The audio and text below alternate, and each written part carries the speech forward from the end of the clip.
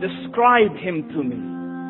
And Muslim, look at the description of your Rasul. And for some, this would be the first time you hear what your Prophet looked like. I saw a man of striking appearance. ظاهر الوضاء أبلج الوجه, radiant face, حسن الخلق, beautifully created. لم تعبه السجلة, his belly wasn't protruding. ولم تزر به السعلة, nor was his head disproportionate and small. وسيم قسيم, proportionate and delicate, finely made, a specimen of a creation. في عينيه دعج, in his eyes there was a contrast. The dark was immensely dark, the white was excessively white. وفي أشفاره وطف, and his eyelashes were long. وفي صوته صهل, and in his voice was a natural echo. وفي عنقه صفع, and his neck was elegantly long. وفي لحيته كثافة, his beard was full and thick. أزج أقرن, his eyebrows were arched, but they were not joined. It was separated. In صمت فعليه الوقار, when he was silent, dignity covered him. وإن تكلم سماه وعلاه البهاء, and when he spoke, it was audible and clear, almost commanding and overtaking. أجمل الناس وأبهاهم من بعيد, from afar the most striking and outstanding in appearance. وأحسنهم وأجملهم من قريب, and when he came near, the best of them and the most handsome of them in closeness. حلو المنطق, so such an exalted and sweet level of logic. Like when he used to speak, it was so coherently logical, it was smooth and easy to understand. فصل لا نزر ولا هزر, he was to the point, not excessive, nor too short. كأن منطقه خرزات نظم يتحدرن, his logic, his utterances, his words were like jewels coming out of a necklace, calculated, polished, one after the other. It would flow magically. ربعة, he was medium in height.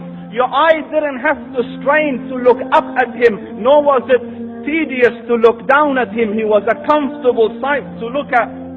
له رفقاء يحفون به, he had friends. The people that were with him, they were working around him to try to serve and protect him.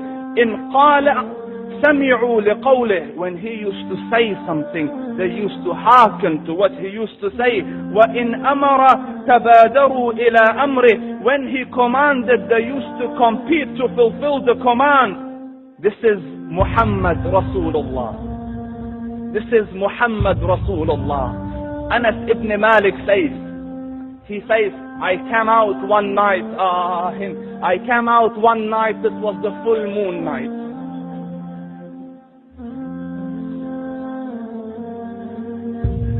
And I looked at the moon, and in the desert, understand, the moon is an awesome sight. It is smooth, it is radiant, it is clear, it is gentle compared to the scorching sun of which they are used to. So the moon was the epitome of beauty. So he says, I came out at the full moon night and I looked at the moon and I saw it, beautiful, handsome. So I said, let me go see if the moon is more handsome or my Prophet is more handsome. Let me see if that is more beautiful or the Prophet is more beautiful. So I went and I saw him standing afar. So I looked at his face, and I looked at the moon, and I looked at his face, and I looked at the moon, and I looked at his face, and I looked at the moon, and he said, Wallahi, he was more handsome than the moon in its entirety. That is just the look of your Rasul. Aisha radiyallahu anha says, I was sewing with the needle, my needle dropped in the dark, I couldn't find it. I said, Ya Rasul, I can't find it. He moved his face close, and I swear, out of the radiance of his face, I found my needle. And the Prophet sallallahu alaihi wasallam was mind-bogglingly handsome. But his handsomeness was covered with waqar and jalal and hayba. The Sahaba say, when we used to sit at his feet, two feelings conflicting would come on the heart. The first one, you wanted to look at him. You wanted to behold the majesty of his face. And when you wanted to look up, shyness used to overtake you, so you used to look down. Amr ibn al-As says, I sat with him many times, but if you ask me to describe his face, I can't describe it. I wouldn't be able to look up to him ijlalan wa ta'zeeman. I couldn't look up at him.